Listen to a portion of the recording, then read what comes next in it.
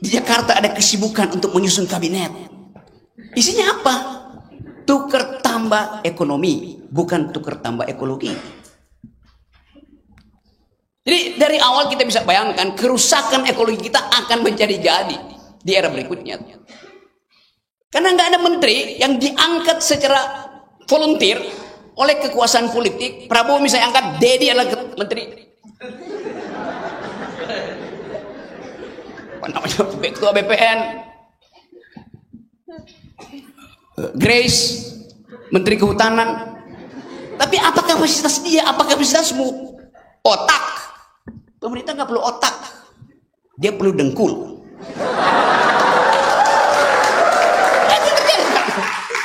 Karena itu Anda akan lihat kabinet itu isinya adalah dengkul ketemu dengkul. Di sini otak ketemu otak. Jadi kita lihat kontras yang memungkinkan kita marah.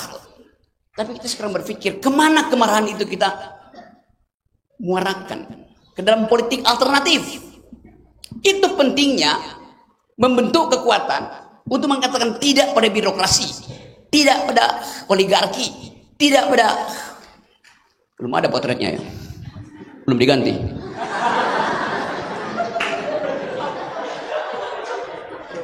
Kan saya bayangkan seluruh proposal kita hari ini dibuatkan executive summary 4 halaman, lalu kita serahkan pada seseorang yang akan mengganti orang itu. Mampu nggak dia berpikir tentang itu? That's our point.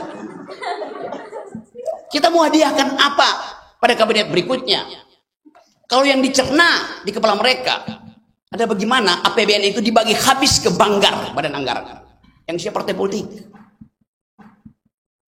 Jadi krisis itu, krisis yang akan memungkinkan kita frustrasi ke depan. Saya nggak tahu berapa banyak kalian di sini yang ikut nyoblos. Saya udah 2 kali golput. Saya nggak percaya. 2019 kampanye persaingan antara Prabowo dan Jokowi. Satu waktu saya dengar kampanye Pak Jokowi. Kata Pak Jokowi, saya akan mencetak 20 juta hektar sawah. Oke.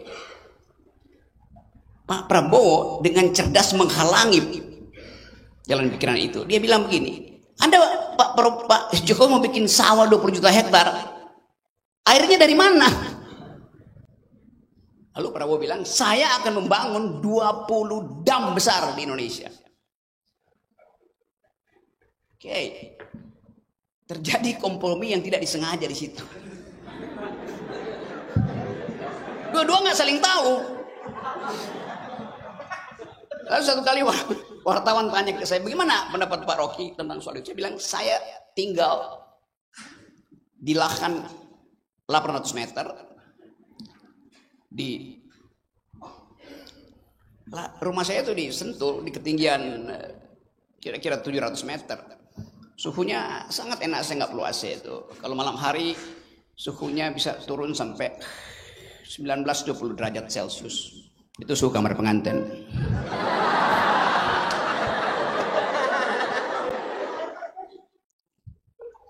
Jadi suatu ditanya begitu, saya bilang, waduh, kalau saya pilih Jokowi, dia akan ambil tanah saya untuk bikin separuh itu untuk bikin sawah.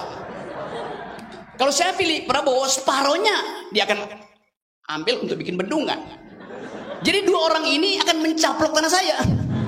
That's the logic of ecological mode of thought. Itu dasarnya kan. Kemampuan kita untuk mendalilkan. Apalagi pula ini ada telepon. Bentar.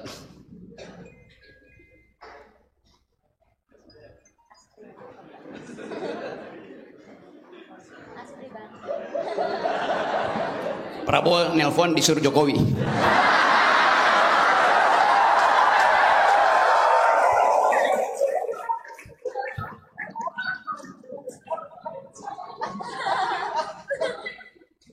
Mungkin ada intel di sini melaporkan ke istana.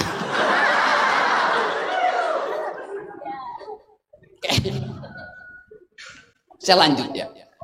Tadi disebutkan problem negeri ini adalah upaya untuk bertanding menyediakan energi dunia. Bertanding. Coba saya buka supaya dia dengar ya. Jadi kita ada dalam keadaan yang memungkinkan kita bekerja sama untuk memikirkan mungkin nggak Indonesia jadi produsen energi terbarukan. Itu pertanyaan inti bagi kabinet nanti. Saya kasih ilustrasi singkat tentang recent political issues di tingkat global. Ada yang dari jurusan hubungan internasional di sini. Siapa yang belajar politik internasional? Grace belajar. Ada. Oke, semester berapa kamu? Ya. Universitas Pelita Harapan, jurusan hubungan internasional. Semester berapa? Oke, sudah selesai. Selama kamu kuliah, kamu berlangganan nggak majalah semacam foreign policy? Ya. Apa? Oke, saya anggap aja saya dengar walaupun saya nggak tahu apa isinya. 2 minggu lalu, majalah Foreign Policy, majalah yang menganalisis gejala ekonomi, politik, security, ideologi dunia. Tiba-tiba di majalah itu ada tulisan Luhut Binsar Panjaitan. Biasanya saya berlangganan majalah itu dari zaman mahasiswa karena saya sekolah pertama Fakultas Teknik, sekolah kedua Fakultas Hubungan Internasional, lalu banyak sekolah lagi itu. Terakhir sekolah filsafat. Di majalah itu Pak Luhut Binsar Panjaitan menulis satu artikel yang sangat kontroversial. Dia bilang begini, EV Amerika, apa namanya, electronic vehicle, mobil listrik hanya akan tergantung pada nikel Indonesia. Kami Indonesia menyodorkan kerjasama soal nikel tergantung pada Amerika. Kalau Anda sekarang saya tafsirkan sedikit mengancam artikel itu. Kalau Anda tidak mau, konsekuensinya Anda tanggung.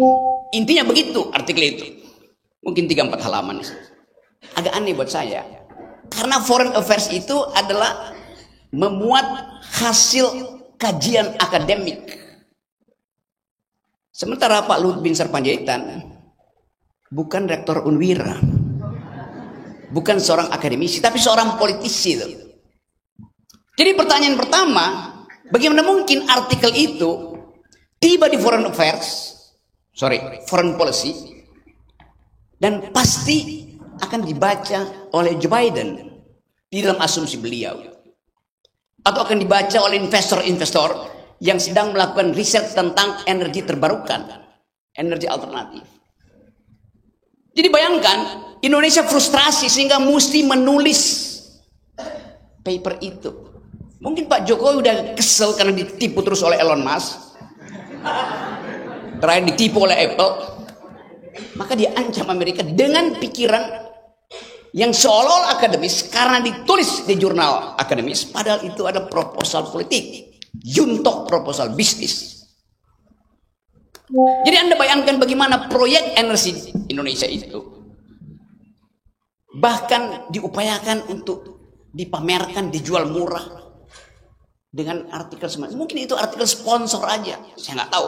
Mungkin ada orang yang buatin itu atau redaksi menganggap ya muat aja lah buat sekaligus nunjukin bahwa ini kebodohan Indonesia begitu tuh.